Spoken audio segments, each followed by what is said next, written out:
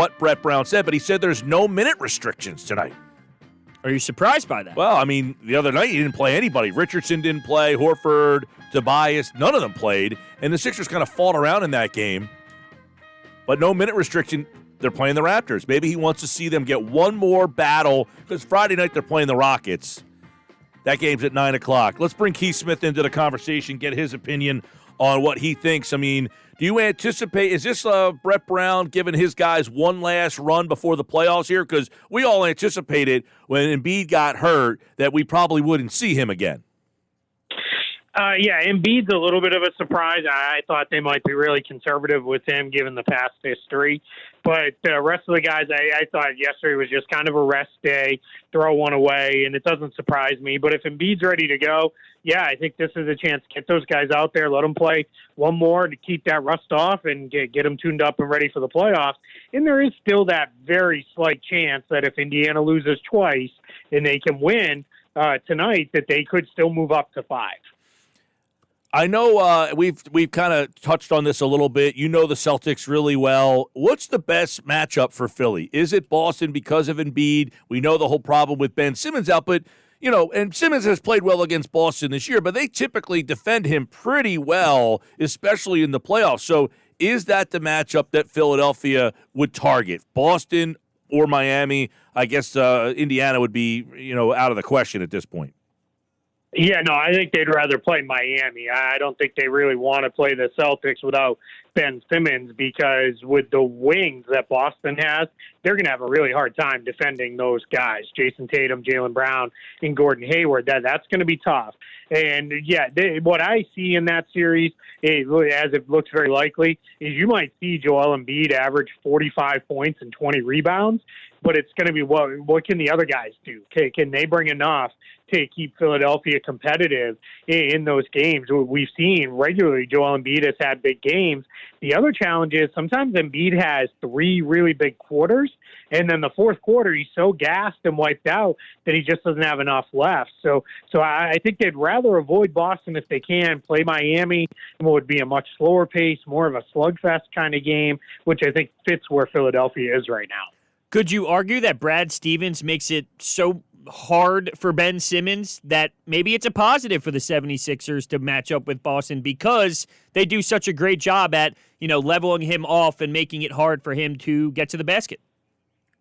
You could, but the Celtics' single biggest defensive weakness is their ability to contain opposing ball handlers who can do things and break them down and get into the paint and make plays. And Philadelphia just doesn't really have those guys on the roster without Simmons. They just don't have off-the-dribble playmakers, really. So that's going to be tough for them. Their best, real offensive initiator at this point may be Al Horford outside of, Raul Neto, who's pretty deep. Alec Burks can do a little bit of it. Josh Richardson a little bit, but those are score first guys. They're not setting guys up, so they're really going to miss Simmons. The other piece is where you can hurt Boston is in pick and roll, and that's just not something Philadelphia does. They are one of the lowest pick and roll teams in the entire league, and that's going to be hard. I think it's going to be a lot of scheme and sets and trying to get Embiid quality touches down on the block, if not just going straight to post-up plays. Keith Smith, Yahoo Sports, covers the NBA. He joins us here on the Boardwalk Honda Hotline as the Sixers tonight, they take on a tough Raptors team. Ben Simmons being out, what does that do for the expectations of this Sixers team?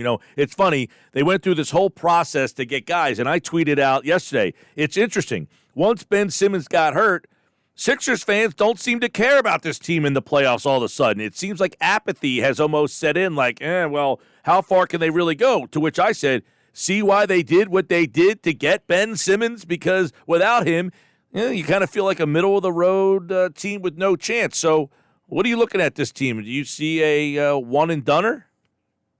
Yeah, I can't see a way they win in the first round without him. He's just too important to what they do on both ends of the floor. It's, again, if it's Boston's the matchup or even if it's Miami, you just don't have that defender that you can put on all those good wings that you're going to have. It's going to be really tough. They might win a game, maybe 2 games if Embiid can really put them on his back and the other guys can make enough shots. That'll be, something they can do. But, yeah, I'm with you. I have a have a pretty high engagement rate with 76ers fans on Twitter and the like, and they all seem to kind of give up hope when Simmons got hurt. And then when Embiid rolled his ankle the other night, they were all just, at that point, it was almost like, well, if you don't laugh, you're going to cry. So, just laugh and, blow it off, and we'll see you next year. And that's tough, because this is a team that a lot of people had as a finals contender coming into the season. And it just, roster construction-wise, hasn't worked out great, and now the injuries are clearly hurting them.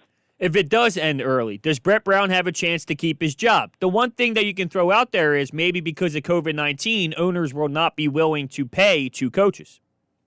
Correct. You're right with that. That is the only way I think Brett Brown can save his job. I think anything short of a finals run or really pushing a team in a game 7 of the conference finals or something like that, he wasn't going to be back. I think it's just you hit a point where if a team stagnates for whatever reason, the easiest guy to replace is the coach. You can't replace the players as easily. You don't generally want to go back through and start over again in the front office, so it usually becomes on the sidelines. But this year being weird, we're hearing a lot of teams are saying, I don't know if we're going to move on from a coach that it looked like they certainly were going to move on from for that exact reason. Nobody wants to be paying people not to work for them in this environment. Right, I was going to follow up with that. I mean, how would the whole COVID and not having fans and the potential, Keith, of playing in a bubble, for some extent again next year, make teams say, you know what, we're going to have to just suck it up and go forward with something that we might not have done otherwise? Yeah, I think you're going to see some of that. The Chicago Bulls, it seemed like a lock. Jim Boylan was going to get fired after really kind of a disaster season there, and now it looks like he's going to be back for those reasons. The other piece is, with uncertainty about knowing when next season is going to start, if it is this really short off season, nobody wants to it's not so much about keeping the other coach. Nobody really wants to put a new coach in a position where, hey, guess what? You have no off season, but make us good. Like that's just not the footing you want to start off on. So I think there are some teams who are just going to look at it and say, hey, it is what it is. We just got to kind of punt and go into next year and we'll figure it out on the fly as we go. And you could see it be something like where if they struggle out of the gate and they're 10-10 after 20 games or something like that, then maybe they move on from Brown and say, we're going in a different direction. But that's the only reason I think he might be back.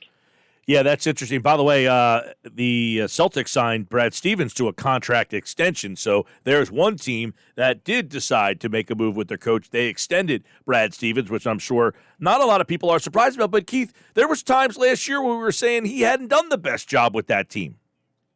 Yeah, last year was, I think, easily the worst year he's had. And I think you saw Brad Stevens he's not the guy to necessarily hand a roster that is, 10, 12 deep of guys who need to play and are very good. I think that's a challenge for him. I don't know that he is at his best when it is, hey, here's all this talent, figure it out. There were too many guys that needed to play, too many guys who wanted the ball, too many guys who needed shots. It was just a mess of a roster. And I think, he kind of got the best out of him he could. And then you're seeing this year with pieces that fit better, you're starting to see Brad Stevens get back to being the coach that everybody liked when he took kind of those scrappy underdog teams, to the Eastern Conference Finals and those sorts of things.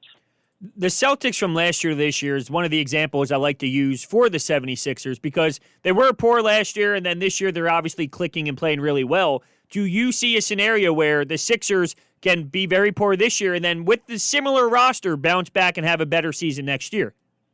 I don't think so. I think they got to do something. The only reason why I say that is so this is what, let's use the Celtics as you used as an example. It didn't fit with Kyrie Irving because Kyrie needs the ball all the time. He's great with the ball in his hands, and that's no knock on Kyrie. That's just who he is as a player.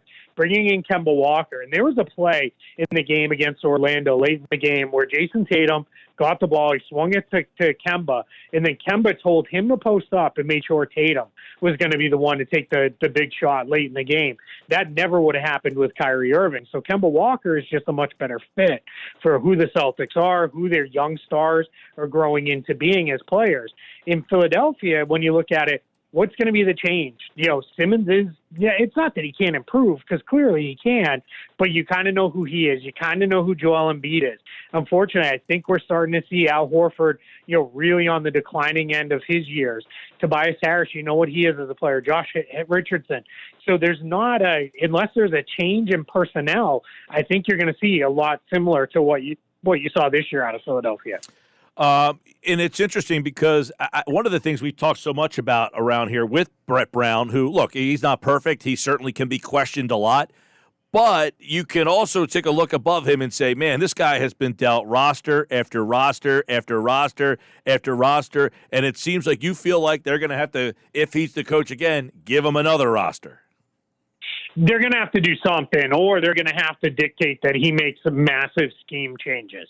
And that's really tough to do, because coaches kind of, they'll tweak their stuff some based on the guys they have. But for the most part, coaches, they run what they run. You saw that with Mike D'Antoni. Really great example. The Rockets took off this year when they finally said, all right, you want to play small, you want to play a very short rotation, done. This is what you got. These are your 8 guys.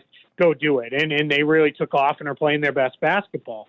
And unless you really say, all right, we're going to make major changes, which, again, this offseason, it's so much uncertainty. I don't know that that's going to happen. So I think you're looking at more probably, potentially some kind of, edict from the top of, hey, you got to let Simmons and Embiid run a lot of pick and roll. And that's going to be how we create this. Horford has to come off the bench. We're going to figure this stuff out, really on the fly, and we're going to go hunting there and try to do things, on bargain deals, because that's all that they really have available to them. But it's just, unless they make a major change somewhere, I think you're just going to see more of the same. Once Ben Simmons got hurt, did you like that Brett Brown inserted Al Horford back into the starting rotation, or would you prefer maybe Tobias at the 4 and then inserting maybe Glenn Robinson the 3rd or Matisse Thybulle into that 3? Yeah, I didn't want to see it be Thybulle, and I love Thybulle, and I think, I'm very high on him, but the last thing you need is another non-shooter in that opening lineup, and he can't really do anything off the bounce either. So it's not a clean Simmons replacement. At least with Horford, you've got a guy who you can trust, because of his history, will knock down open shots when it comes his way. He can do a little bit of offense initiation for you in the half for you. You can kind of put the ball in his hands at the top of the key and let him make some decisions. So I think that was the right decision. Well, what I'd be interested to see is if we get into the playoffs and that's really not working, do they downsize and put someone like Alex Burks in there who can do a little bit more with the ball in his hands and say, hey, you go create something for us, and then we rebalance almost back to what they were trying to accomplish with Horford coming off the bench. Keith Smith, Yahoo NBA, as the Sixers play tonight against the Toronto Raptors. You can hear the game at 6:30 here on 97.3 ESPN. Most likely opponent, Boston, in round number 1. They are the 6 and the 3 right now. A lot would have to go wrong for Philly to, or would have to go right for Philly, wrong for the Pacers, who are playing right now against the Rockets, for the Sixers to make that jump up there. Right now, this bubble, it seems that, okay, it feels like the teams are kind of, ready to get to the playoffs. You got that 8 seed, though, going in the West. That seems to be the biggest storyline down there.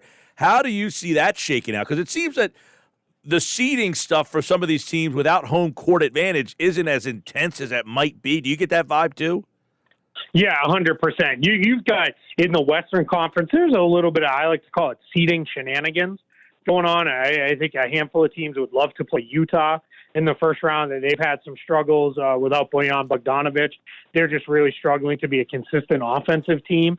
So I think you've got some teams that would like to play them. There's teams that are trying to avoid playing the Clippers or the Lakers in the first round. If they can avoid it, the Lakers, that's clearly now they're going to get the winner of the play-in. So that's what you've got going on there. That's something to watch over the next couple days as this wraps up. But that play-in it really could not be more exciting for what the NBA wanted it to be. It's gone better than they ever could have hoped for. You've got 4 teams going down to the last day tomorrow that are all alive. Portland controls their fate for the 8 seed. Memphis, despite it all, still is in control of their own fate for the 9 seed. And you're going to get, we're going to get a pretty fun play-in. And as things were shaping up, people were like, geez, I really want to see Portland and New Orleans in there. And then as Zion had to leave and the Pelicans really kind of fell apart, it became, do whatever we got to do to get Portland in there. But I think if any one of these four teams meets each other, you're going to get a lot of fun in there. You've got good players on all four of those teams. The Spurs are, they're just the Spurs. They're weird. They reinvented themselves with four guards around one center lineups and those kind of things. So it's going to be a lot of fun getting into that play. And that intensity this weekend is going to be something great that we really get very, very rarely unless the playoff spot comes down to the last day of the regular season, which doesn't happen very often. Do you think that the Portland Trail Blazers have a chance to beat the Lakers if they are the 8th seed? They have a chance. I don't think they're going to.